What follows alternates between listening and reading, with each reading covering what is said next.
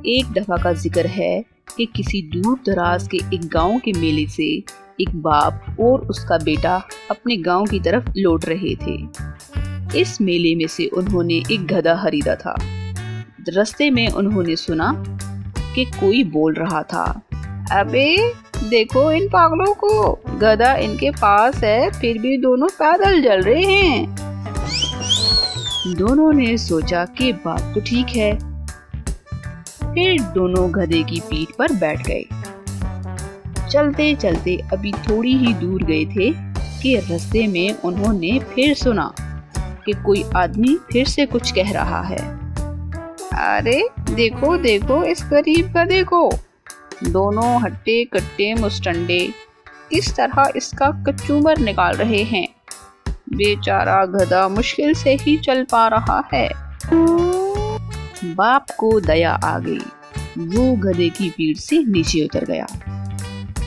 फिर जब कुछ और आगे गए तो एक औरत की आवाज उनके कानों में पड़ी, हाय हाय लड़का भी कितना बेशर्म है, बेचारा बूढ़ा तो पैदल चल रहा है इतनी तेज धूप में, और लड़का गधे की सवारी का मजा लूट रहा है।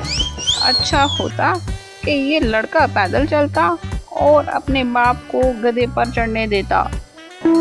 ये सुनते ही लड़का फौरन से नीचे उतरा और बाप गधे की पीठ पर सवार हो गया और अपने गांव की तरफ चल दिए। वो अभी गांव के पास पहुंचने ही वाले थे कि पास से गुजरता हुआ एक और शख्स बोला, वाह भाई वाह, पहली बार ऐसा स्वार्थी इंसान देखा है जो खुद तो मजे से गधे पर सवार है और अपने मासूम बच्चे को पैदल चलने पर मजबूर कर रहा है। ये सुनते ही बाप भी गधे की पीठ से नीचे उतर गया। बस फिर क्या था, उन दोनों ने गधे को बांस के साथ उल्टा बांधकर अपने कंधों पर उठा लिया और अपने गांव की तरफ चल दिए। जैसे ही वो अपने घर के पास पहुंचे तो उनको देखकर सब लोगों की हंसी फूट पड़ी। गांव का एक बुजुर्ग शख्स आगे बढ़ा और पूछने लगा,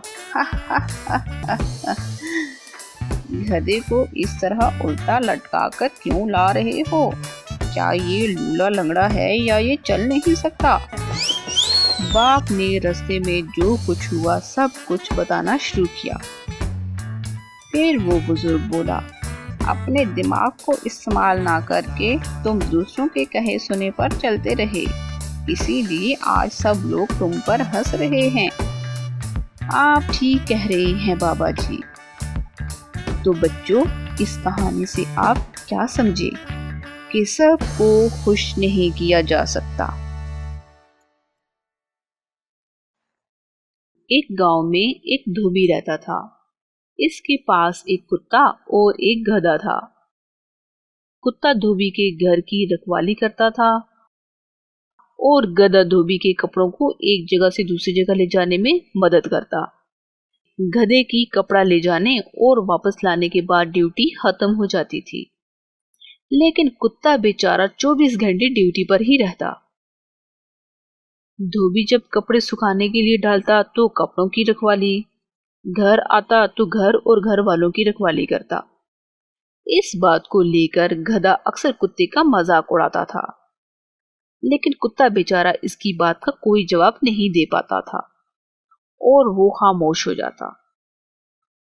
जब कभी भी मालिक दोनों के आगे खाना डालता तो गधा फौरन पहले कुत्ते की रोटी खाता और फिर अपना चारा खाता। ये क्या कर रहे हो? रोज मेरी रोटी खा लेते हो।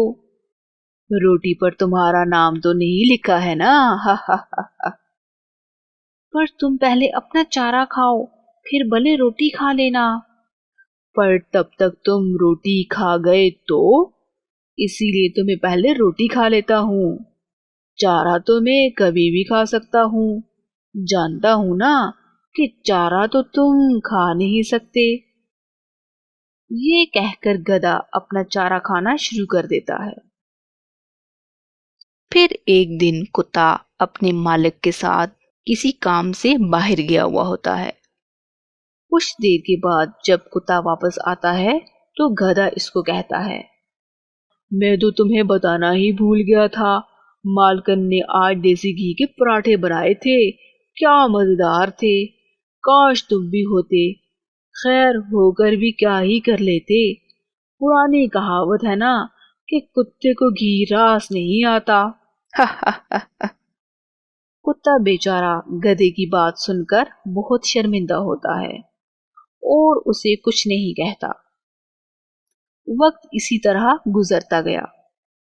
धोबी कभी कुत्ते के आगे कम खाना डालता और कभी ज्यादा, जबकि गधा हर रोज खूब पेट भर के खाना खाता। इस वजह से कुत्ता अक्सर भूखा ही रह जाता।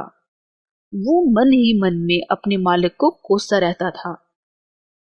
एक दिन रात को जब सब लोग सो रहे थे तो एक चोर धोबी के घर में दाखिल हुआ। कुत्ते ने चोर को देखा और भौंकने के बजाय अपनी आंखें बंद करके वापस सो गया। उधर गधे ने भी चोर को देख लिया।